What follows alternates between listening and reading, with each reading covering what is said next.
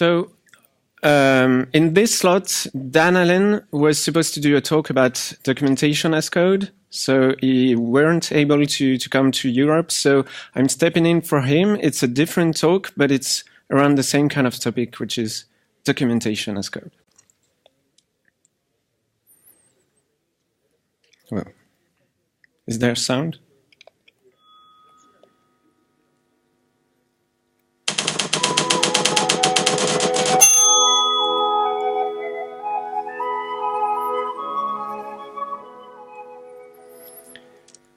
Our story began a year ago, a bit before Christmas, when our main character went to visit his dad, Bernard.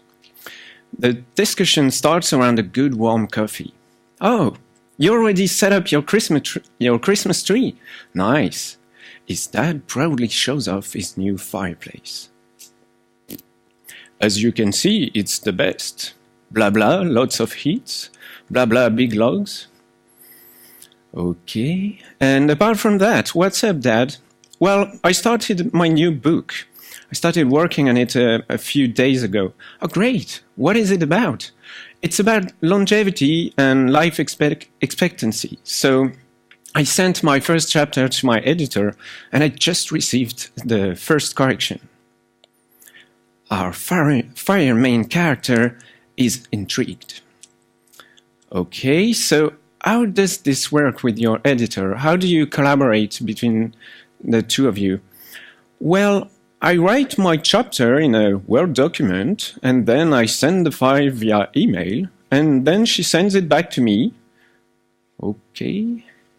Is she editing the document directly?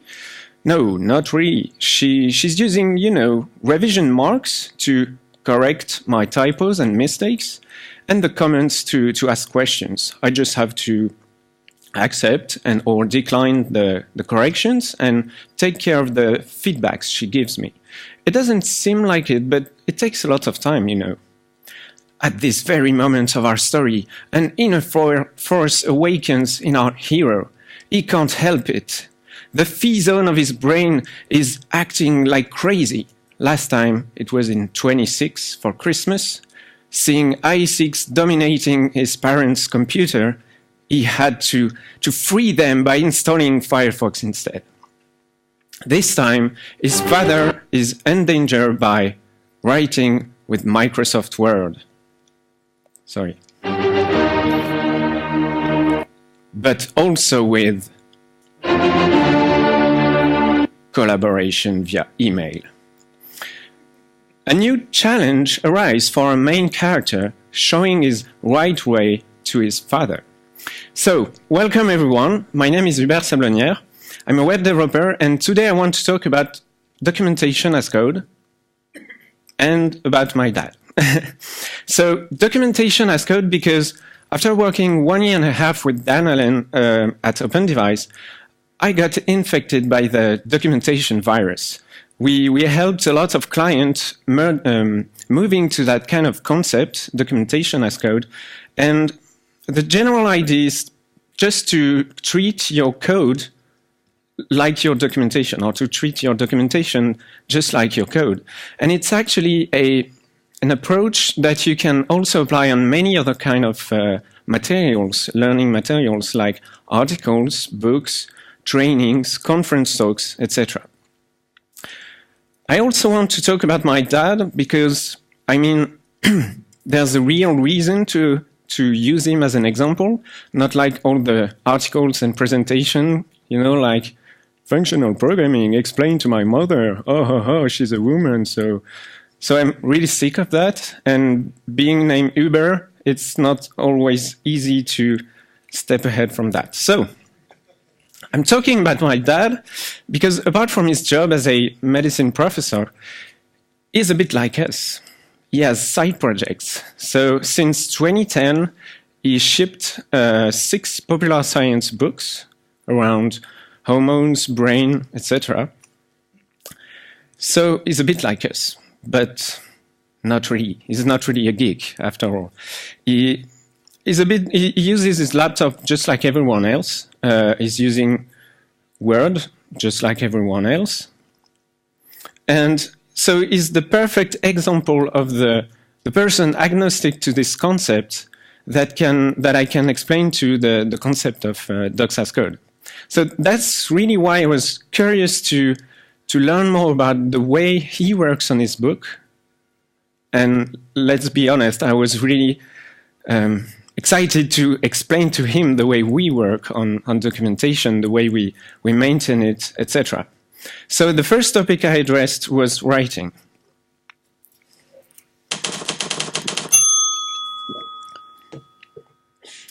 So he spends most of his time reading lots of articles, publications, books, etc. And he takes notes on paper. But as I said, he writes directly on his laptop. He writes with 2 fingers. The first thing that really shocked me is that if I were to use Microsoft Word, I would have used, you know, like the poor semantic system of Microsoft Word, which is styles, you know, like text body, title, headings, etc. But no, with his editor, they have some kind of system between the two of them. It's like, okay, there's a set of rules for different kind of headings. You have different font size. Okay. For, you know, like special rectangles at the beginning of the chapters, like did you know, or some stuff like that, he has to put stuff in italics. And for different, he has a set of rules like that that seems a bit crazy. You know? Or at least it's at this very moment that my dev brain was like, wait a minute, have you ever heard that of separation of concerns? It's great. So I started to explaining the concept, because for us developers and ops, it's really a great concept. I mean, we see that in the network domain with the OSI model. We see that in dev with MVC and stuff, like, especially on the web. I mean, I love the web, so we have the separation of HTML, CSS, and JavaScript. Or at least we did before React, something like that. But I really like that. And it reminds me of the old days when I started with HTML and CSS. It was the first time I was discovering that separation of concerns between content and presentation. So putting the meaning and the semantics on one side and the decoration on the other side. And back then, when you wanted to show off your CSS skills, or at least the true power of CSS, you were throwing off CSS and Garden. So who knows about CSS and Garden? Okay, keep your hand up if you made a theme. Ooh, 1 or 2. Nice. So basically, CSS and Garden was a great website back then to show off CSS true power while everyone was doing layout with tables. And so with the same HTML and a different style sheets, you could have this website and this website. It's exactly the same content, the same HTML, but different CSS. I'm showing it again. You can see it's the same titles. Back then, some people were cheating with images for crazy fonts, but I mean, why not? So what's really important when you do content presentation separation is to put the priority number 1 on content. And that's really what we are trying to do, and trying to convince my dad to do that. Because when you put priority on content, you really try to remove everything between the brain of the writer and the computer. You don't want to have tooling that gets on your way. You really want to put what you're thinking about and put it directly into writing. So I wanted to help him apply that separation of concern principle. So I started looking for a language that he could use. So as I said, I'm a web developer, so I was like, maybe I can teach him HTML. But I mean, I've tried to write articles directly with HTML. I tried also to write my teaching materials when I was doing lessons. And it's a bit cumbersome. I mean, can you really expect him to learn that? It's not binary, it's human readable and human writable, but I really don't see how this puts the priority on the content. And basically, HTML and CSS were not really built to produce books. They were really meant for browsers. There's a few good examples, like exceptions, like Leah Veru's book on CSS, which was written with HTML and CSS. But so when I look at this, I'm like, no, I need another candidate. So I'm looking at what people are using for their documentation, and I stumble upon this. Anyone recognize that? Yeah, what is it? Yeah, it's DocBook. And the unofficial logo is a duck. So DocBook is a really good system. It's an XML schema that is really structured and that allows authors to really produce well-written books and well-organized books. The problem is you have to learn XML. And it's even harder than HTML in the sense that, as everyone knows, it's really strict. And I mean, my dad did like more than 10 or 12 years of studies. Should we really put XML on top of that? I don't think so. I haven't done 10 years of studies, obviously, but I remember when I was at the university, lots of my teachers were also researchers in computer science, and they were using that. Okay. Clearly, the writers were away when that was invented. I used it on many reports for internships, and I really like it. It's LaTeX, or LaTeX, I'm not sure. So LaTeX is a language and a system of document composition, and it's really well known for the attention it puts on typography, and especially on mathematics and scientific formulas. It's still very used in academics and scientific domains because of that and for other reasons. The problem is I still don't have the priority on the content. I mean, you would have to learn all that backspace, curly brace, etc., to all those keywords. So I was not really convinced. And LaTeX was really designed to produce PDF.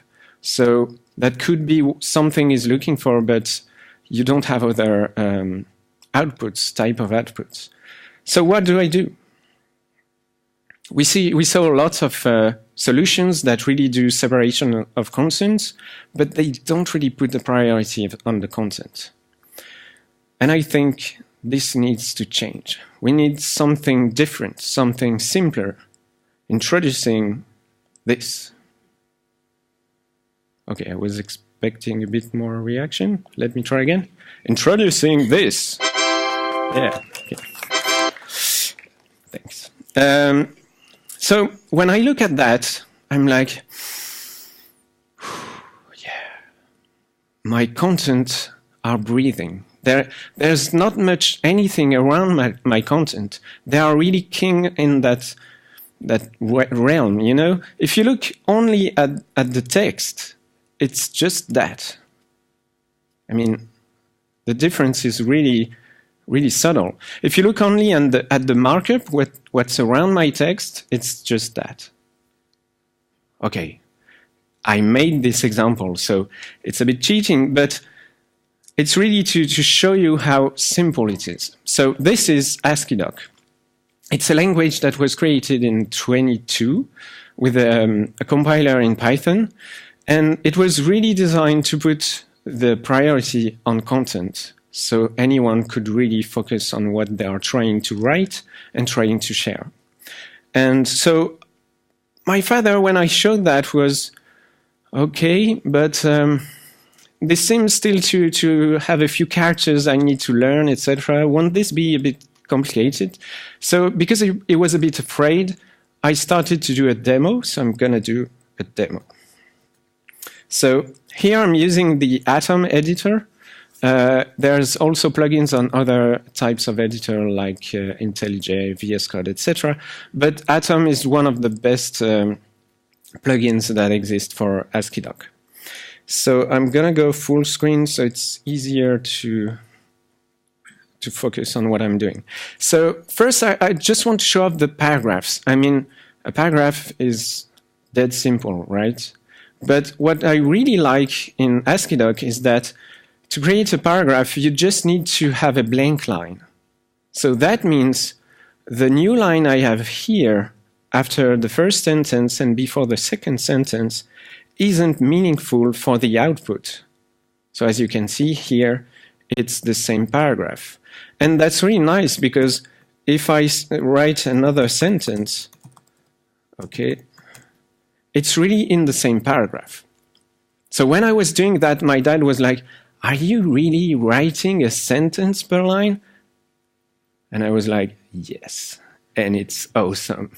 It's awesome because you can directly see if you start many sentences the same way and you have a style that sucks, a bit like me, you can reorder lines easily or move them to a different paragraphs very easily or in the middle of a paragraph.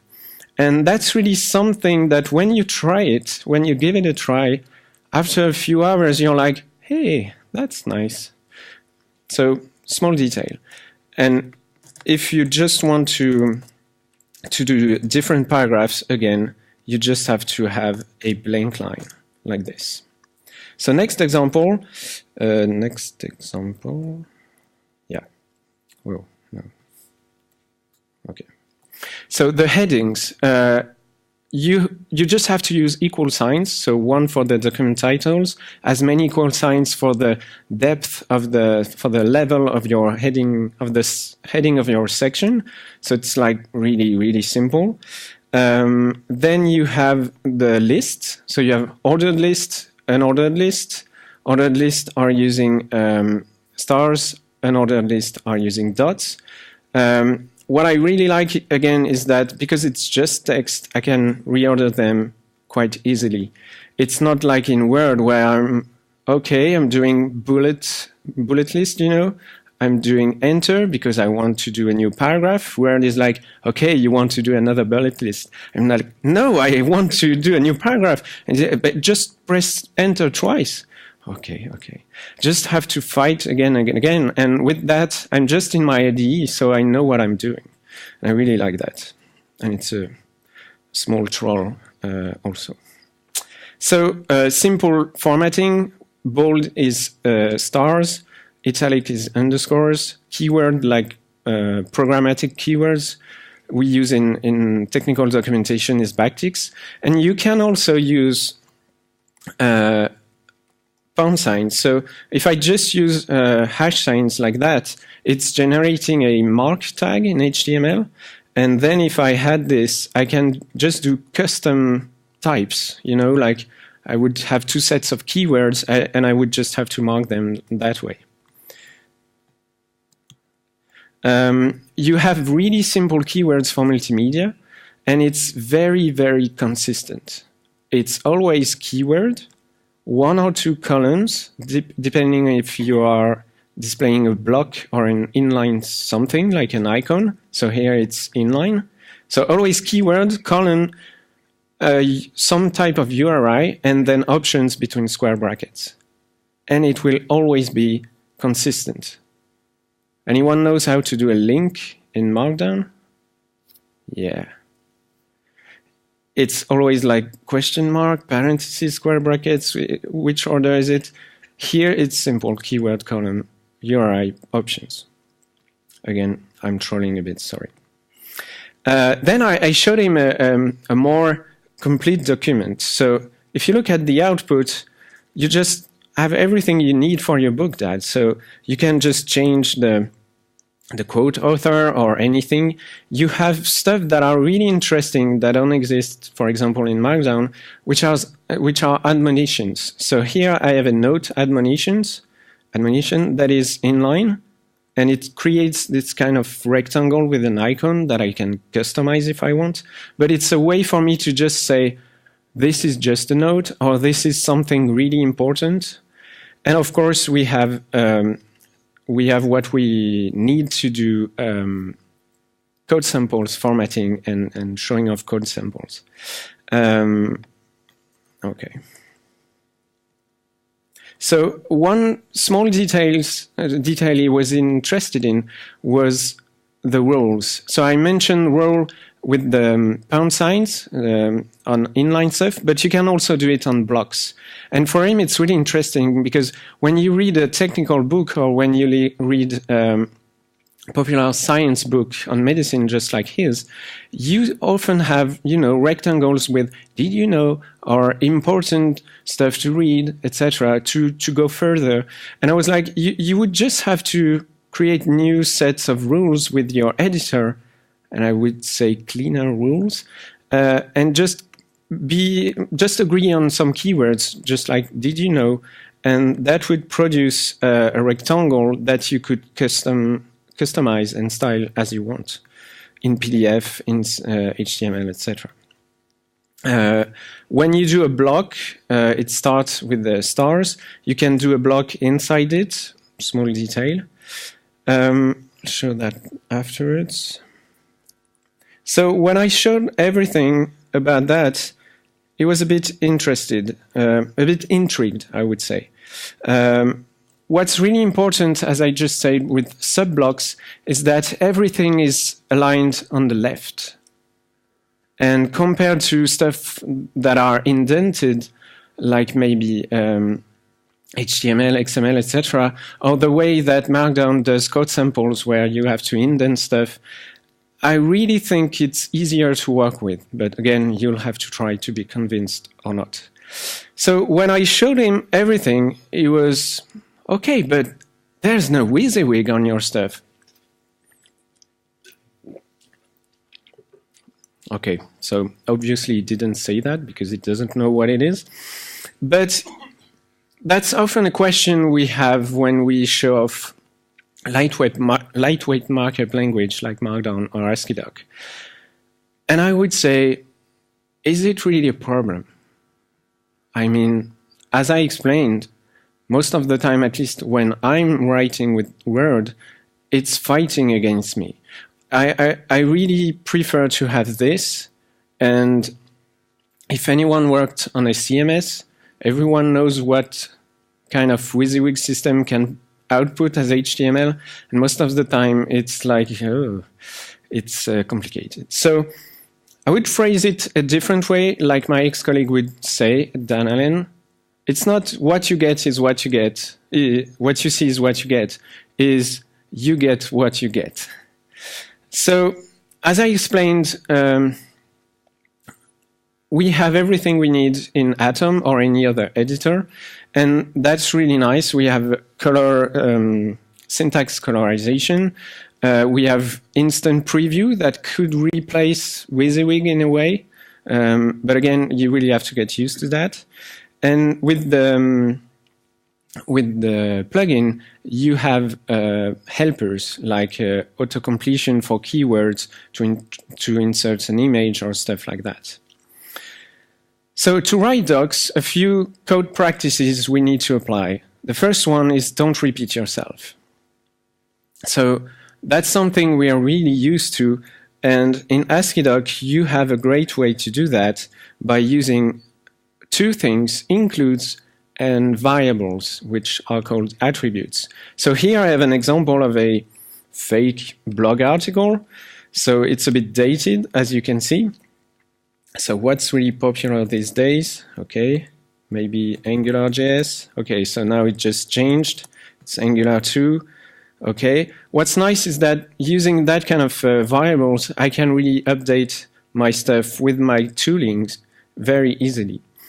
The other thing that helps me not to repeat myself are the includes. So if in a few documents I want to always put the same, like paragraph, maybe about the author, I just have to do an include, again, keyword, colon, URI options, and I can just write this at one location and have it everywhere. So it's maybe the best way, as we do as programming, to be sure that it's always the same everywhere. So Sorry. I think that's a really great way to introduce also the concept of having an IDE for writers. I mean, we are not there yet, but when you see what I'm able to do with Atom, I mean, let's take an example. So if I take this example, yeah. For example, here in my document, in my folder, I have some images because I like the Beatles. So I have some images of the Beatles. I can list them. Okay, I like the command line, so maybe I can list them in one column and then use clip copy. Yeah. So now it's in my what's the name in English? I can copy paste it. Maybe I can copy paste it here. Had a new section about the Beatles. Okay. And what's nice is that every day with JavaScript, Java, etc., I'm using a lot of stuff in my IDE. I'm using multiple cursors, shortcuts, etc. So here I can just do the same. So if I take this, I can trigger a multiple cursor. I can create a list that are maybe an inline image. I can copy paste stuff and say, okay, this is John. And voila, I have the 4 Beatles. And again, I can do that because I'm a dev and I'm using the same tools for my documentation. And this really opens up new possibilities and new stuff. So like I can change the, case. If I remember the keyword, I don't. And so that's really something I really like to do. So again, the concept of IDE for writers is really, really interesting in that way. So after explaining everything, the different features of AsciiDoc, my father was intrigued. Okay, that's the first step. But I remember something he said. It was like, I like those little annotations you have. He called them annotations, and I really think it's what we are talking about right now. So he wasn't really convinced, but again, in 20 minutes, to someone that is not a developer, it was hard at the beginning. So then I started talking about collaboration.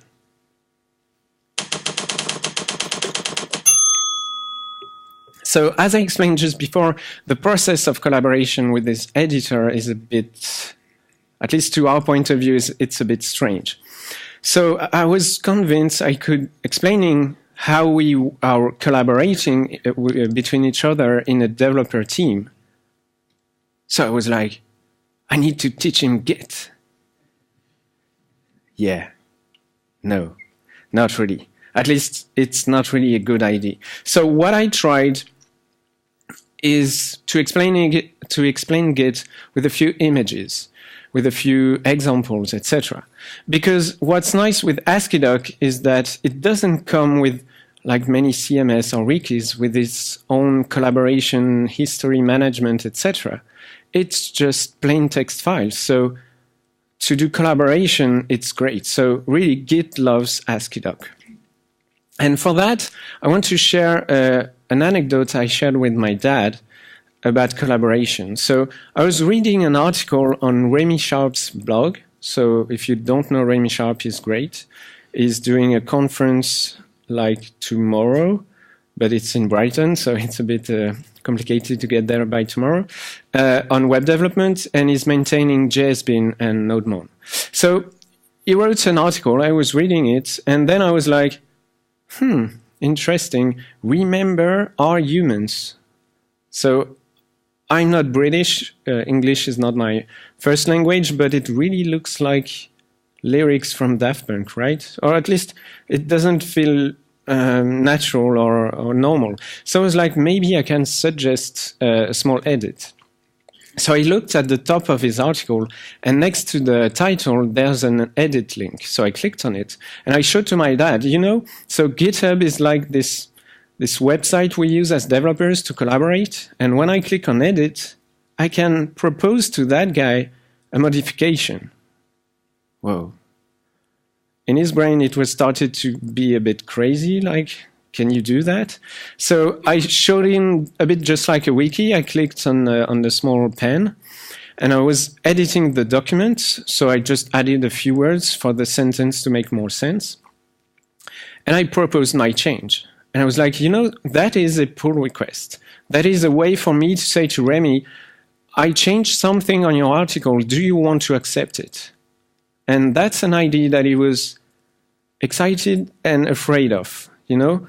He's not really aware about open source. And when he works with his editor, he's like, everything is secret. Everything is on his laptop or his editor's laptop.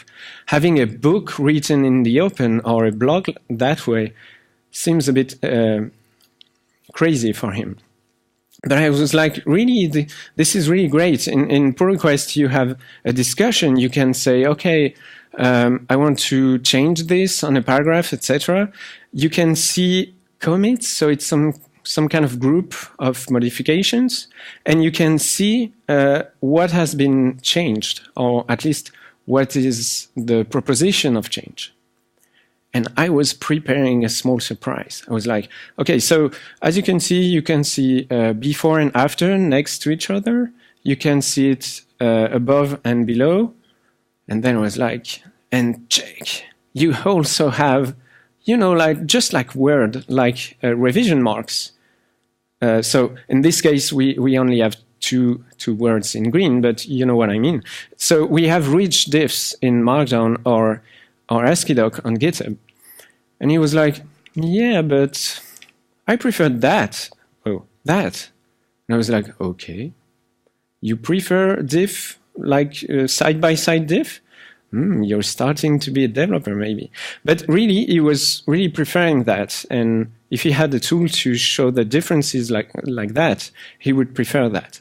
And that's when having a sentence per line really helps. When you're collaborating, the diffs are really easier to read, which is not the case here. And it's also easier to do your merge. I mean, we've all done, no, maybe not everyone, but for those who have done AngularJS, at first we were putting every inject on the same line, and each time we had conflicts is because the same line was modified all the time. So a few people started to put each inject on one line. It was a bit easier, except if you put all the new injects at the bottom. Anyway, having a sentence per line really helps for collaboration. So I was explaining that, and I was like, you know what? I was reading that article. I proposed that changed, and Remy merged it before I even finished to read the article. Isn't that really powerful? I mean, we've been hearing a lot about the future is like, you know, ordering a pizza by a drone with a dash button, etc. No, the future is this. It's collaboration. It's really being able to say to someone, hey, here's a small improvement or maybe a big one on what you've done. And the future is also that he merged it from the gym. Anyway. I'm just thinking about, hey, cool, merge. Not sure. So the way I showed it was a bit just like a wiki, but it's not. It's really better because no one here really used that interface all the time. We are forking a branch, we are modifying it, we are pushing changes directly with Git, and that's why it's really better. So here we have another example of a company using AsciiDoc, and because we are using Git and GitHub or any competitors like GitLab or Bitbucket, the product manager or the documentation manager really has a way to track what has been changed. So for collaboration, it's really great. I mean, try to use anything else after that. It really looks like history. Another example is that I really wanted to show him is a book that is written in the open right now by Nicolas Bevaca from Elastic. So as you can see, there's like chapter 1 AsciiDoc, chapter 2 AsciiDoc, etc. And that's what is really powerful. It's the fact that it's being written in the open.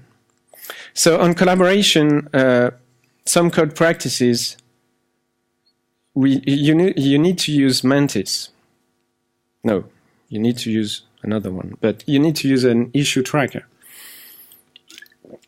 And as I showed, you're maybe users of Spring Boot. If you look at Spring Boot issue tracker on GitHub, and you filter by type documentation, you can see everything they have opened right now on editing their AsciiDoc documentation. And most of the time, it's like, oh, we need to change that typo, or even we need to work around the way we are addressing the reader. That's something that is more important when you're not doing English. I mean, in French, in Spanish, you have several ways to say you, to address the reader, maybe as a familiar way or as a formal way. So that's typically stuff with typos that end up in your issue tracker.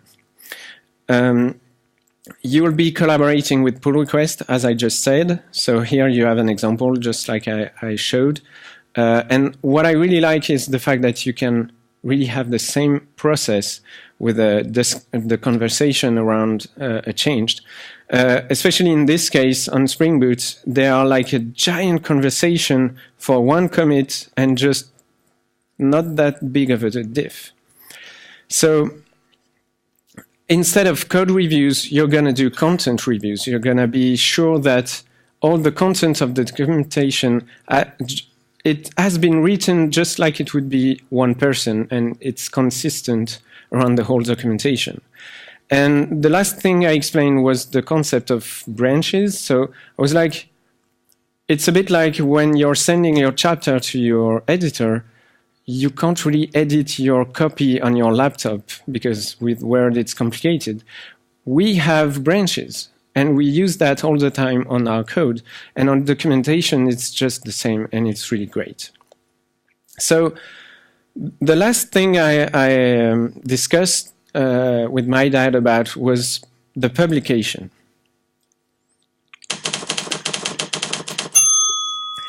So that's not a part he's that interested in because, I mean, everything is done by his publisher and by the technical people at his publishing company. But I wanted to tell him more about what I was doing as my job. So I'm going to more explain it to you than to him. But what's nice is that you have AsciiDoc, as I explained, but AsciiDoc is the language, the syntax. And what I'm using to transform AsciiDoc to something I can publish is AsciiDoctor. It's really the processor that is outputting something from AsciiDoc. So by the way, there's a new logo recently.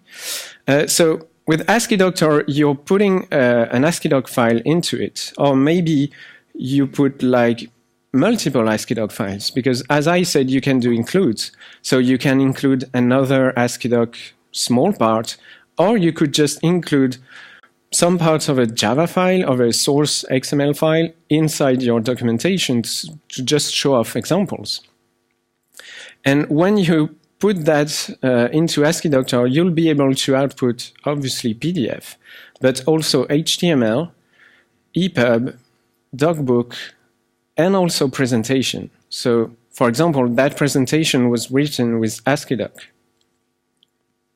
That slide is not AsciiDoc, it's an image, but you see what I mean.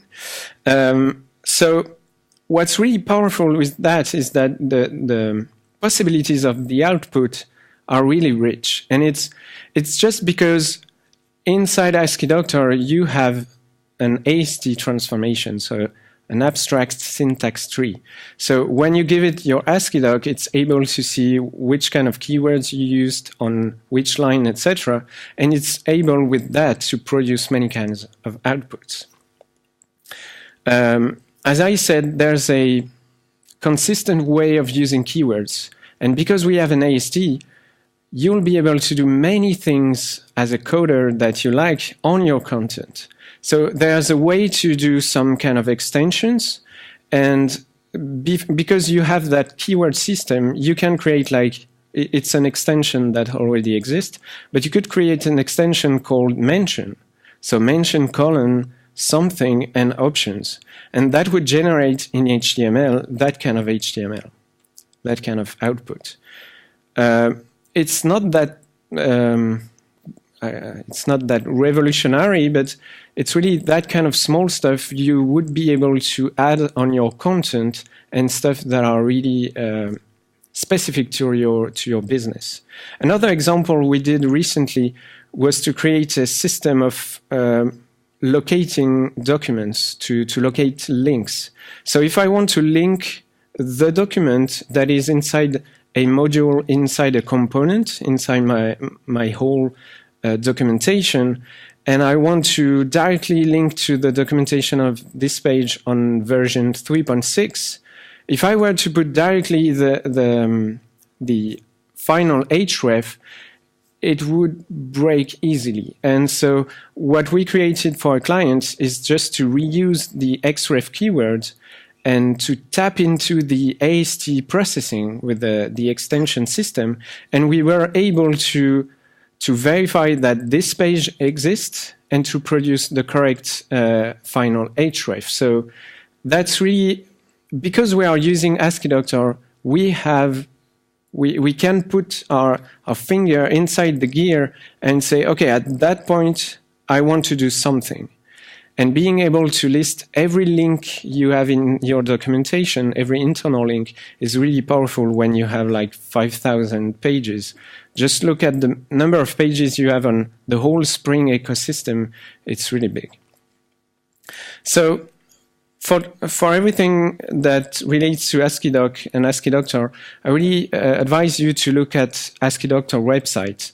So I forgot to mention that, but AsciiDoctor was created in 2013, I think, by some people at GitHub, and that's why it's written in Ruby, and it was taken care of just in the next few days by Dan Allen. And so the documentation of this new processor of AsciiDoc is really more modern than the one you had on the previous version. That was in Python. You have a GitHub organization where you can find all the ecosystem of projects. So stuff to produce PDF, to produce presentations. As you can see there, it's in Ruby, but you have I wouldn't say port, but you can use it on the JVM or inside the browser or with Node. On the JVM, it's using internally JRuby, and on Node and the browser, it's using Opal to convert Ruby to JavaScript. But again, you have just one implementation, and you can use it in 3 ecosystems. So lots of people are using AsciiDoc with AsciiDoctor or not. Especially the editor O'Reilly, and I really think I started using it like 2 to 3 years ago, and now I'm really doing everything with it. So I'm gonna finish with a few quotes, especially one from Scott Chacon, who works at GitHub, and who wrote a book about AsciiDoc, about Git with AsciiDoc, sorry. And he was really impressed by the way the extension system allowed him to do custom stuff. And also, some guy you may know that really loves AsciiDoc. So to conclude, publishing docs, the code practices. I mentioned it briefly, but because we are developers, being able to manipulate our documentation with like code, we'll be able to use merge to publish. Like, okay, so now we have to set up a continuous integration, but by having that, we'll be able to have the same process as anyone using AsciiDoc, like Spring Boot, or even the blog from Remy I showed off, which is you propose a pull request, and if anything changes on the repo with the merge or a force push, but we never do that, we just trigger the continuous integration and even the continuous deployment to production. Again, depending on the clients we worked with, the setup were different, but when you get to that level of professionalism with your content, it's really getting really nice.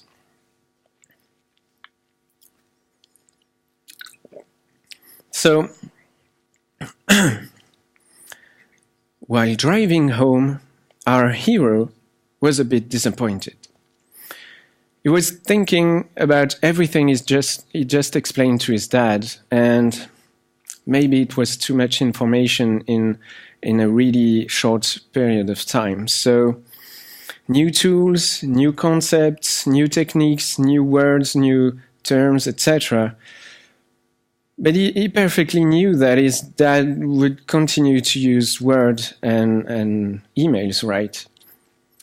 But driving home, he was a bit happy too.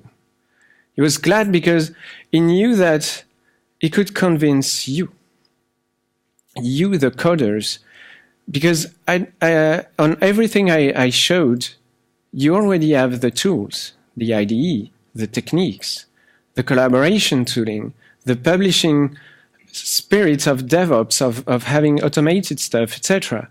The only thing you need is to take power on AsciiDoc and AsciiDoctor and really take care of your documentation with the same passion. Thank you very much.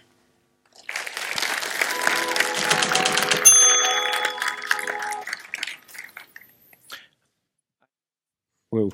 I have 4 minutes for questions, but I'll be around until Friday if you have personal questions. Don't hesitate.